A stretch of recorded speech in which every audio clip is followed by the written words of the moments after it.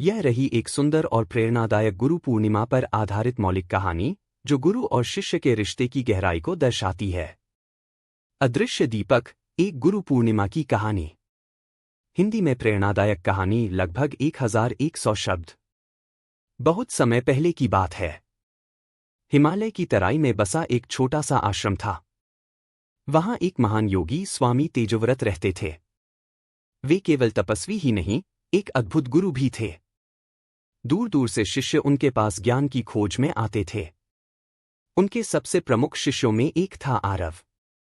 आरव बाल्यकाल से ही चतुर, विनम्र और लग्नशील था। उसने वेद, उपनिषद, ध्यान और योग की कठिन साधनाएं सीख ली थी।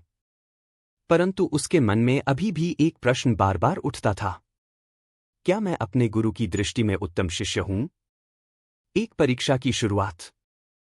एक दिन गुरु पूर्णिमा का शुभ दिन आया। आश्रम में शिष्यगण पुष्पमालाएं और भक्तिभाव से भरे गीतों के साथ अपने गुरु को श्रद्धांजलि देने आए। आरव ने भी सुंदर वचन और उपहार के साथ गुरुदेव का पूजन किया। गुरु तेजोव्रत मुस्कराए और बोले, वत्सों, आज गुरु पूर्णिमा के दिन मैं तुम सभी को एक छोटी परीक्षा देना चाहता हूं। सब शिष्य ध्यान से सुनने लगे।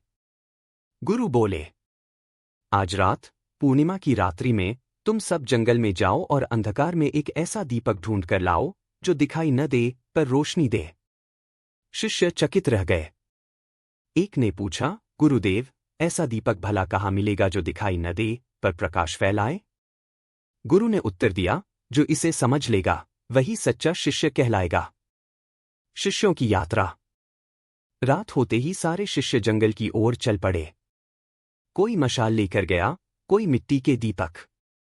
सबने खोजने की कोशिश की, किसी पेड़ की खोखली जड़ में, किसी झील के पास। लेकिन ऐसा दीपक जो दिखे नहीं, फिर भी रोशनी दे, यह तो किसी को नहीं मिला। सुबह तक सब थक हार कर लौट आए। किसी के पास कुछ नहीं था। और जो कुछ लाए, वह तो सामान्य दीपक ही था, जलता हुआ और स्पष्ट दिखाई देने वाला। आरव का उत्तर। जब आरव की बारी आई, वह खाली हाथ आया। गुरु ने पूछा, आरव, तुम क्या लाए?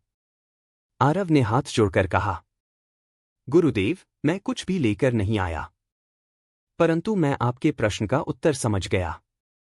गुरु ने आंखें बंद कर ली और बोले, तो कहो, तुम्हें क्या मिला? आरव ने कहा, गुरुदेव, वह दीपक आप हैं। आपका ज्ञान, आपकी करुणा और आपकी शिक्षा सब कुछ अदृश्य होते हुए भी मेरे जीवन में प्रकाश भरती है। आप हर पल मेरे भीतर जलते हैं, पर मैं उन्हें छू नहीं सकता, देख नहीं सकता।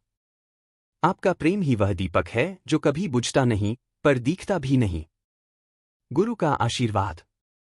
पूरे आश्रम में सन्नाटा छा गया। गुरु तेजोव्रत की आंखों में नमी थी। वे उठे, आरव को गले लगाया और बोले, वत्स, तूने वही देखा जो साधारण दृष्टि से परे है। तू अब केवल मेरा शिष्य नहीं, मेरा उत्तराधिकारी भी है। उन्होंने आरव को अपने आसन के पास बैठाया। अन्य शिष्य भी मुस्कराए। वे जान गए कि सच्ची गुरुभक्ति में केवल बाह्य प्रदर्शन नहीं, अंतर्मन की समझ आवश्यक होती है। सीख।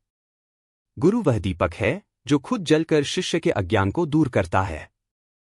वह दिखता नहीं, पर उसके प्रभाव से जीवन प्रकाश में होता है। गुरु पूर्णिमा पर आइए हम भी अपने गुरुओं को नमन करें, उन सभी को जिन्होंने हमें जीवन के अंधेरों में रास्ता दिखाया। गुरुर्ब्रह्मा, गुरुर्विष्णु, गुरुर्देवो महेश्वरः। गुरुः साक्षात परब्रह्म, तस्मै श्री गुरुवे नमः। अगर आप चाहें तो मैं इसी विषय पर एक में भी लिख सकती हूं, जिसमें और भी पात्र, भावनाएं और घटनाएं जुड़ी हों। बताइए, क्या आपको चाहिए?